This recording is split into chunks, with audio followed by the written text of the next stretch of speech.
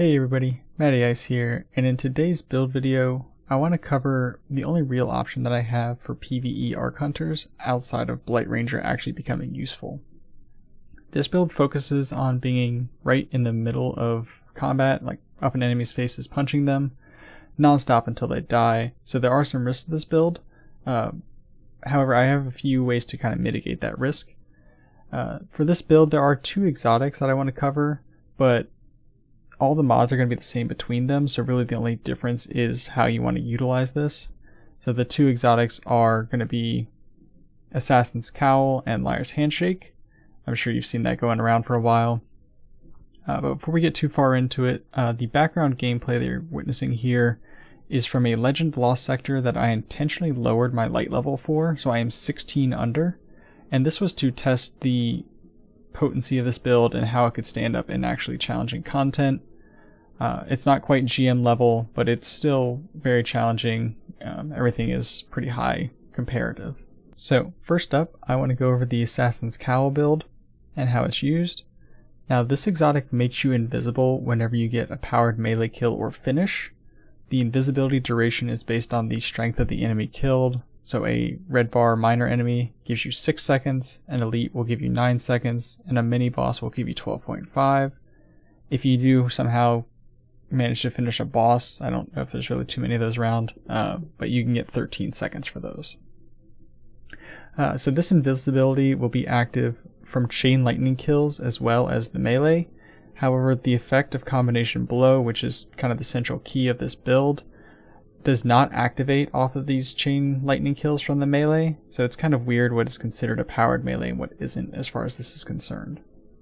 Regardless though, the invisibility plus the health regen provided by Assassin's Cowl, as well as the health regen provided by combination blow, really what makes this build stand out to me above the Liar's Handshake build, because it's got that ability to survive and go invisible, kind of exit from combat, and just kind of recuperate, reorganize yourself. Where I do prefer the Liar's Handshake build, however, is when you're doing at-level content or seasonal level content where the survivability isn't as big of an issue. I would definitely recommend that one because you're able to put out more damage and it's just a little bit more fun and you don't have the constant invisibility like activating and deactivating. So one of the issues that you'll encounter with this build is the lack of easily killable ads. So if there's not a whole lot of red bar ads around, or if there's a bunch of champions where you have to kind of focus and stop killing other things, it's going to slow everything down and make it a little difficult to actually get the stacks up for combination blow and get the damage increase that you need to make the build pop off. So I would consider this build more of an ad clear build with the ability to do some extra damage to champions and slightly stronger enemies, but I would not consider this any kind of DPS build by any means. And because the higher end content, without the weaker ads to kill, you're going to have difficulty activating the invisibility from Assassin's Cowl and the health regen from Assassin's Cowl, so it's going to make it very hard to actually survive. If you've seen here in the background gameplay, again, I'm 16 under, and I do end up dying because I take too much damage while I'm trying to get a melee kill. So you do need to be wary of that if you are attempting this build in higher end stuff. Like anything above legend, you need to be cautious about. So with that in mind, we're going to go into the loadout here and talk about the aspects, fragments, and mods. Starting with Assassin's Cowl. I usually have this as Arc with Hands On and Well of Ions, just to make sure you can get your super energy back quickly, and Well of Ions will allow you to do a little bit of extra damage. I don't have mine fully kitted out, so there's some extra energy in there for a Finder mod potentially. On the arms, I go with Solar Arms for impact induction. This is going to allow you to get your grenade cooldown even faster with your melee kills. And also I do Taking Charge because there is a Charge with Light component to this build. So that's going to be how you become Charged with Light. On the chest, I do Seeking Wells. This is just to help you get your arc wells very quickly. And then on the boots, I keep it arc, mostly because I want Striking Light. Now this is going to allow you to use your charge with light and gain damage resistance while sprinting. It also generates an orb of power for you every time you get those melee kills. So it's going to kind of keep you charged with light, because you're going to consume your charge, get an orb, and then become charged again. And you need at least 1 invigoration to activate that damage resistance.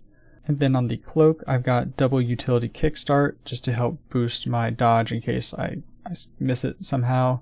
And then I've got melee wellmaker to generate those arc wells off of the melee kills. Alright, so moving into the aspects and fragments, Gathering Storm, this is just a great super. It's ranged and it's got a minute shorter cooldown than Arc Staff, so it's the obvious choice for me.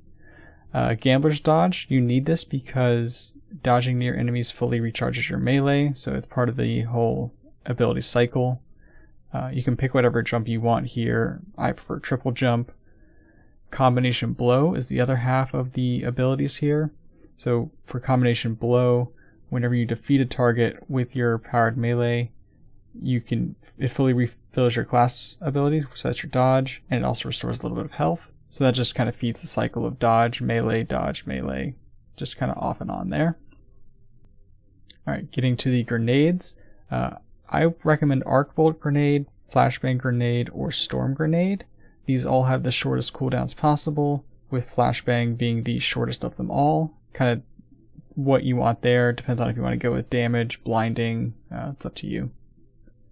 For aspects, you definitely want to go with Flow State. So Flow State's going to make it so that when you become amplified, when you defeat a jolted target, and we're going to be jolting targets very easily, and you also are a little bit more resilient while you're amplified, so again, damage resistance, never a bad thing. The other one you want to go with is Lethal Current.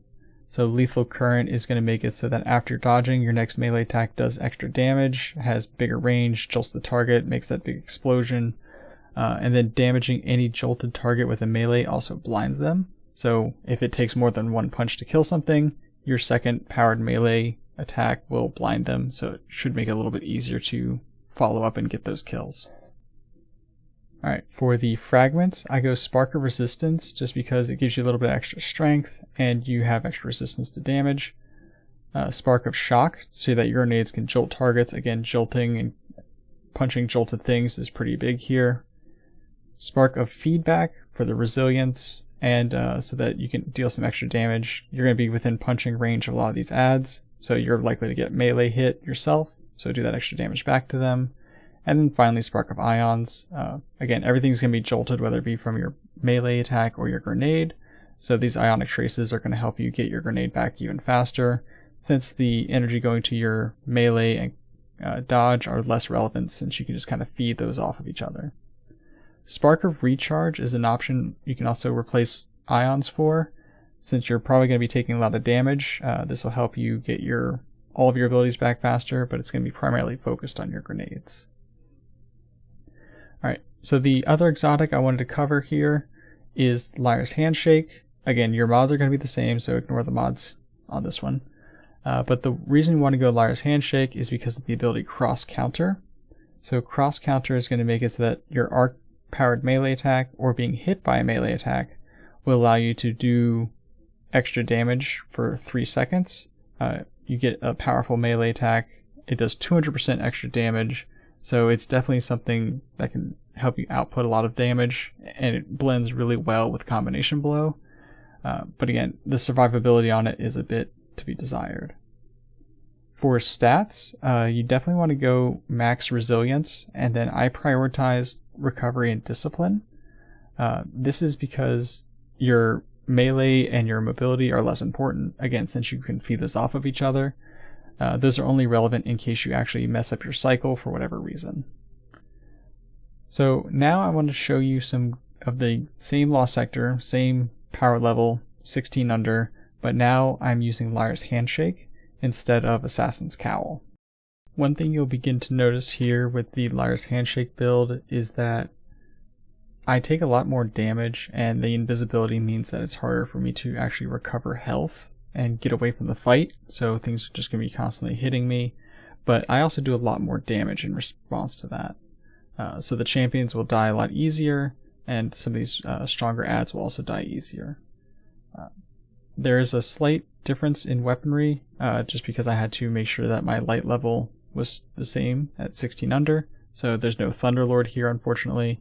It does make the champions a little bit harder to kill, but you can see with that first overload, he died in about 3 punches, and that's pretty standard, 2 to 3 punches. And even with these Shanks and their match game shields, I can kill them in 1 or 2 hits. So one thing that I would recommend if you are going to do this Liar's Handshake build in higher end content is to build in some additional healing. So try to work in an Explosive Wellmaker and a Well of Life, because Explosive Wellmaker will proc off your storm grenades, or you could run a grenade launcher, rocket launcher, anything like that, and that'll help you generate solar wells, which then will feed Well of Life to allow you to actually recover health in addition to your, Liar's Handshake and combination blow health recovery. So I think that just about covers everything I wanted to talk about here with these 2 options. Again, with the Liar's Handshake build, you are going to be a lot more susceptible to damage, but you're going to be able to do a lot more damage in return. And then the Assassin's Cowl build, you're going to have a little bit more survivability, which to me is always more important, especially if you're trying to take this into higher end content. You can see again in the background gameplay, I'm trying to just run in and punch things, but I'm just getting overwhelmed with ads and just damage. So again, anything that is 10 over or around there, I think you'll be okay with Liar's Handshake. But once you're past that point, I would recommend switching off of it, unless you have a specific, situation in mind, or you're not playing solo. Again, solo, this is just my recommendation. But yeah, I'm just going to let the rest of the Lost Sector play out from here. If you made it this far into the video, I appreciate it, and thank you very much for watching. As always, if you could like and subscribe, I would greatly appreciate it. And I am streaming on Twitch, so if you want to, link up there, follow me on Twitch. I do a lot of Sherpa stuff for Kingsfall Raid, for dungeons, Grandmasters, which are coming out in the near future. So if you want to be a part of that, join the Discord, follow me on Twitch. I always pull from Twitch chat first before I do LFGs or anything else like that. So yeah, I hope you found this build useful and the video engaging, and just leave a comment letting me know your thoughts. If you want me to do something else in the near future, if there's anything you think I should consider doing, I'm always open to suggestions and looking into different builds and interactions of abilities and whatnot. So with that being said, again, thank you so much for watching, and I will catch you in the next one.